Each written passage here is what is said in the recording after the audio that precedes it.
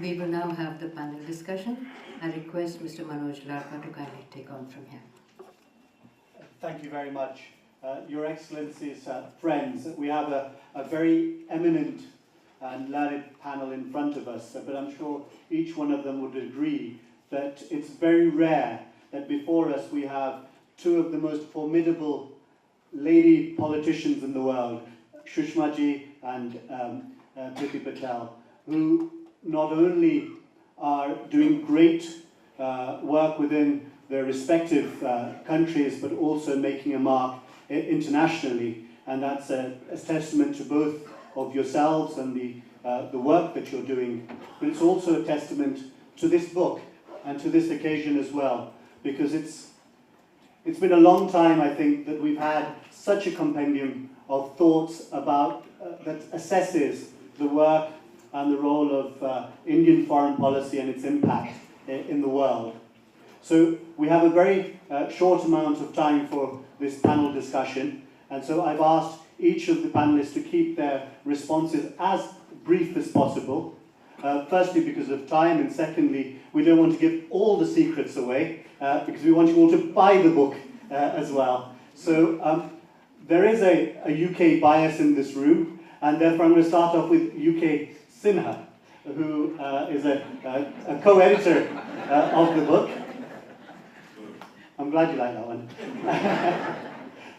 UK, you've co-edited this book, and you're also the managing editor of Strategic Analysis, that excellent publication. Whilst you're editing this book, what were the sort of strategic trends that you started to notice that this book sort of brings out? Thank you, Manoj, for that question. I think as an editor, you're absolutely delighted when you get authors who can write out of pure courage and conviction. I think many of the writers here who contributed to this volume wrote purely out of their independent thinking of how India's foreign policy is really taking shape and assessing the last 2 years of Prime Minister Modi's foreign policy. I think there are 4 significant trends I noticed from the write-ups that we received, and which can be, of course, contextualized in many sense.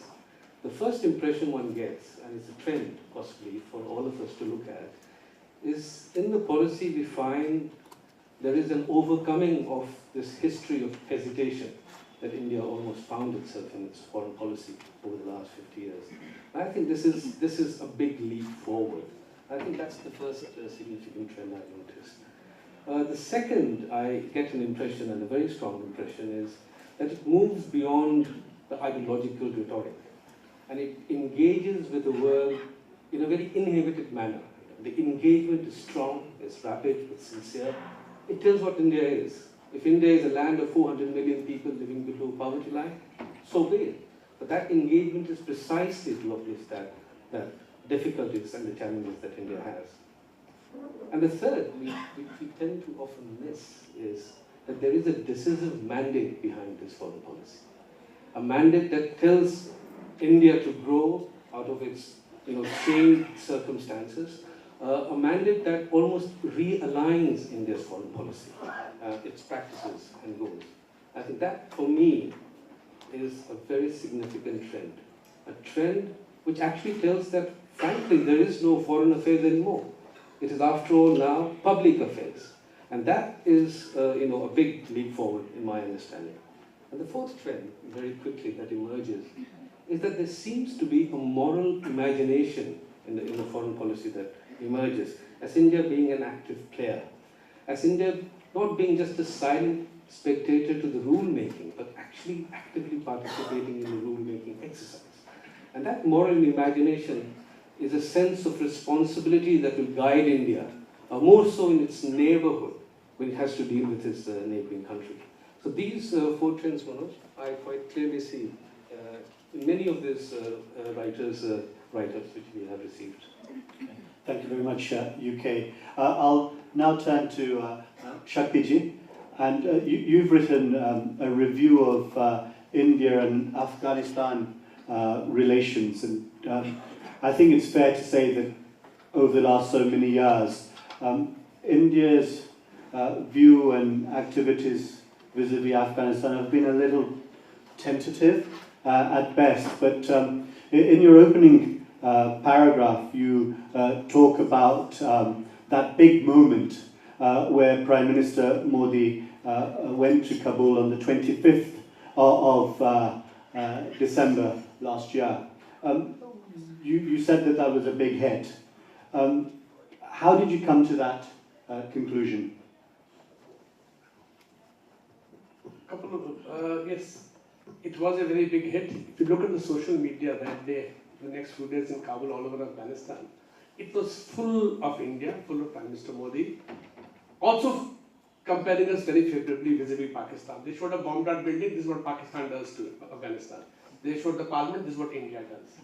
I mean, it was so stark, that the fact that over the years we have been very good friends of Afghanistan, but limited friends. And Afghans had felt that they had fallen off our radar somewhat. Things had flagged.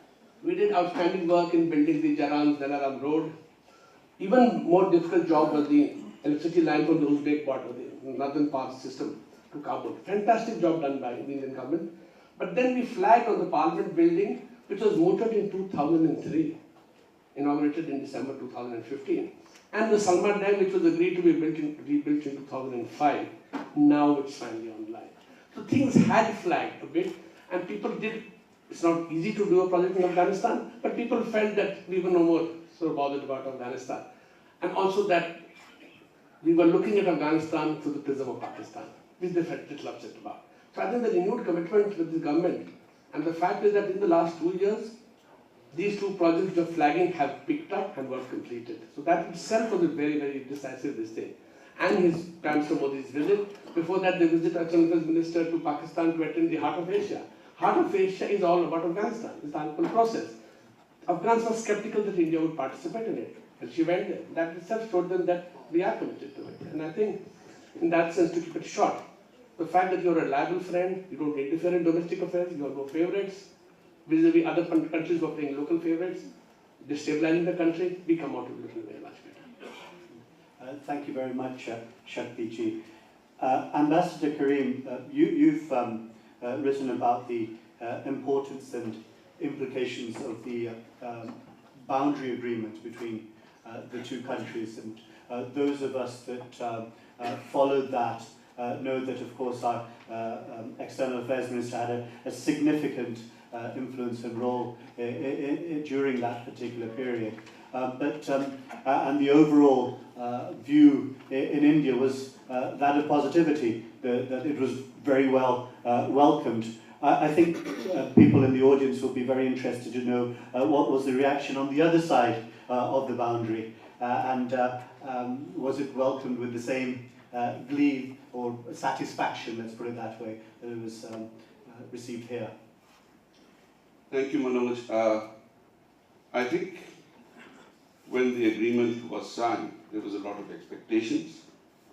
And then when it sort of dragged the process of ratification, because this was an agreement which was signed first between the founding father of Bangladesh, Mujibur Rahman, and Prime Minister Indira Gandhi in '74, but it could not be carried further forward until the protocol was put in place, which defined the nitty-gritty of how the agreement was going to be implemented.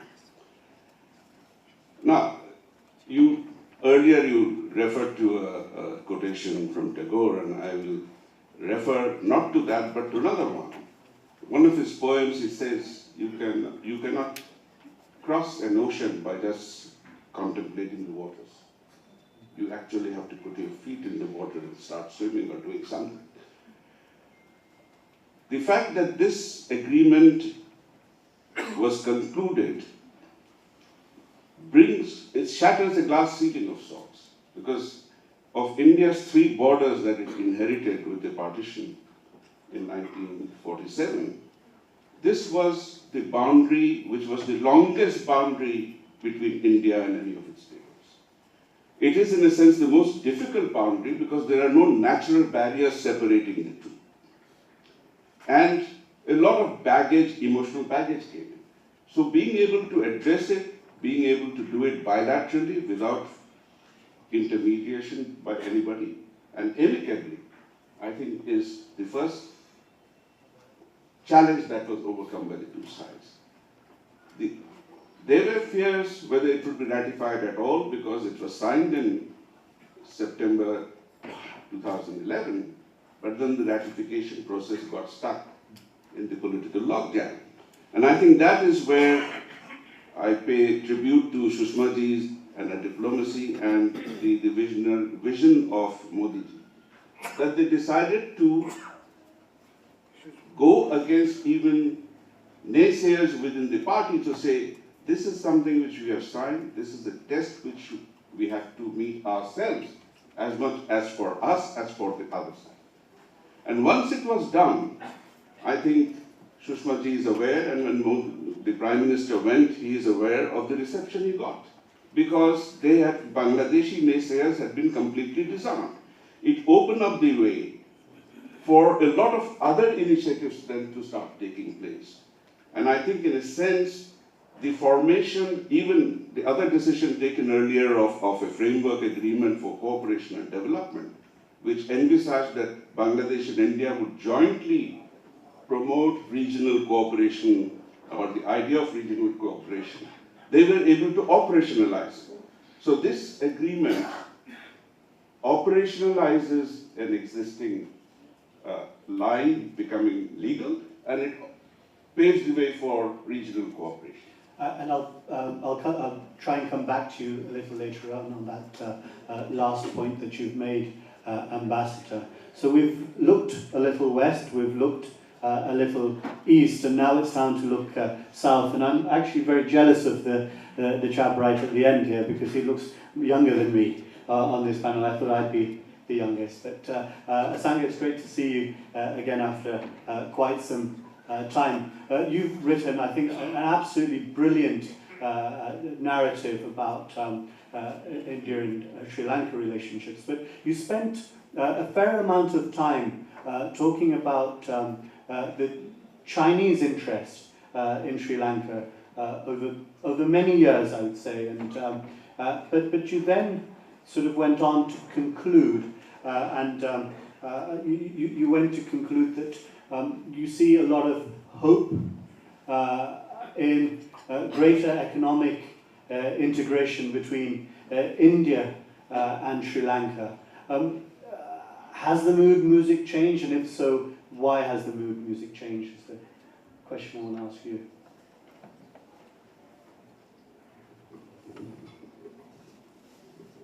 Well, thank you. I think it was a great honor to be part of this panel and also this audience. I try to first speak about actually we should value the democratic institutions of our region, and also, for example, like India, a common man elevating to the highest position. I think that should be appreciated by India, as well as in Sri Lanka, because we had a regime change. We had to get rid of a president who changed the constitution to remain any number of times, and to bring back democracy, and that's what President Sirisena is doing right now, rebalancing the foreign policy, and he has actually, both of them I see parallels, Modi, PM Modi, as well as President Sirisena. President Sirisena being a son of a farmer, and Modi also coming from a common background. I have referred to President Premadasa, another common man rising to the highest levels. So I think rebalancing the foreign policy is done really well now. President Sirisena, you can see from our end, his recent visit to G7, as well as to India and to China. I mean, he has balanced it quite well. While you see the previous regime has been tilting more towards China. So I think if you look at the India-Sri Lanka relations with the leadership of PM Modi as well as President Sirisena, I think there are two visionary leaders who are coming from the same background and has much more to sort of play in this global arena. And Sri Lanka, I think, can, like our foreign minister, I mean, Lakshman Kadiragama, he used to say that India and Sri Lanka is lost in the midst of the ancient history. There's culture and history. There's much more value in that, the Sri Lanka and India relationship. So that has to be taken in. Thank you. I'll just carry on, Asanga, with you, if I may.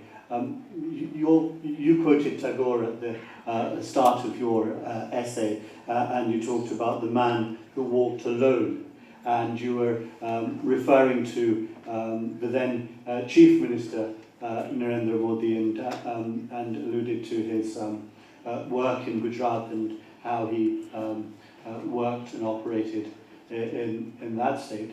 But now he and India have a global stage. And so what's your take on how India is playing the international arena and the leadership of India in the national arena? Do you look at it with any sense of hope or expectation? Where do you think this is going? Well, India has many challenges I've mentioned in my articles. First on corruption, on poverty, referred many times on poverty, and poverty alleviation is really, really important. India can do much more.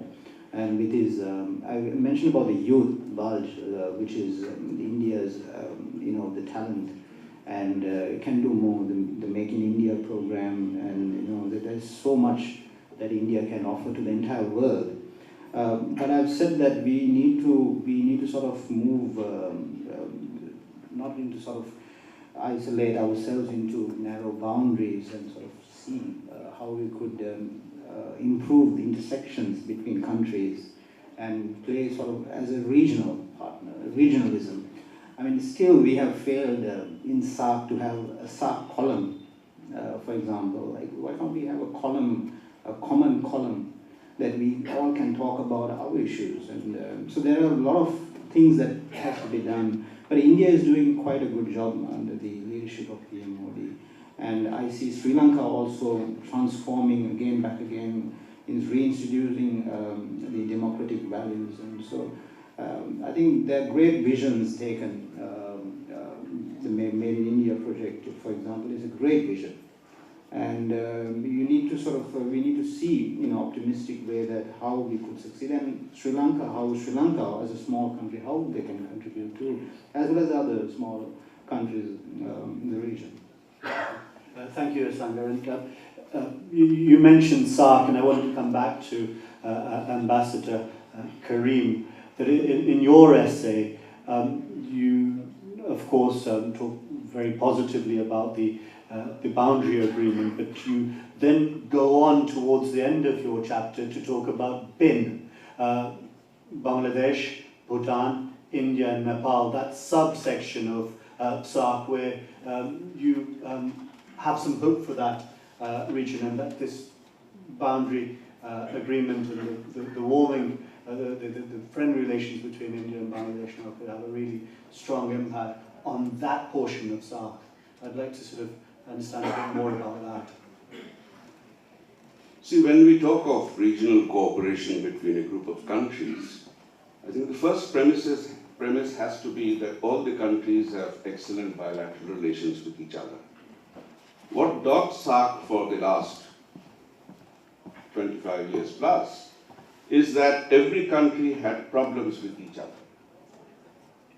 It requires at least 3 sets of good, strong bilateral relationships between countries contiguously located to each other to take the first step towards anything resembling regional cooperation. And therefore, in that context, getting Bangladesh-India relations right, getting the boundary disputes, not just the land boundary, the maritime boundary, which is very contentious, behind them, opened up the way for both of them then to operationalize the framework agreement, which actually gives the imprimatur for both of them collaboratively then to approach the larger framework of regional cooperation. They were pragmatic in the sense that, okay, you cannot take the big leap forward to get the whole of SAARC moving, but you can get the leap forward to get a part of SAARC moving. And if you can demonstrate some compelling examples of what is doable, it will attract attention of others. The first major achievement, I think, of this BBIM initiative was the signing of the motor vehicles agreement between the BBIM countries. Something which is taken by Europeans as a given had not happened for 70 years. It has opened up the way now for collaboration on talking about river navigation and having national waterways converging to become regional waterways. So the sky is the limit. Once you have crossed one important point, everything else opens up. It sets the frame of mind on peoples of both sides to say, okay, this is worth attempting. This is doable. We cannot cross the ocean without just looking at the water. Let us do it. Thank you very much. I'm going to, we're coming, unfortunately, to be close to the end of this discussion. So, Shakti, I'm going to come to you at the end, but we can't get away from the UK. So, UK, I wanted to just touch upon one particular aspect of your excellent, again, essay on the Rhine River and the opportunities for collaboration between India and countries around the world where there are technologies, best practices and so on. And you specifically talked about the cleaning of rivers. What are the take-homes there? Well, I think the two quick take-homes are that there has to be a respect of the ecosystem when you're looking at the rivers. And there's a great deal of scope for cooperation on rivers.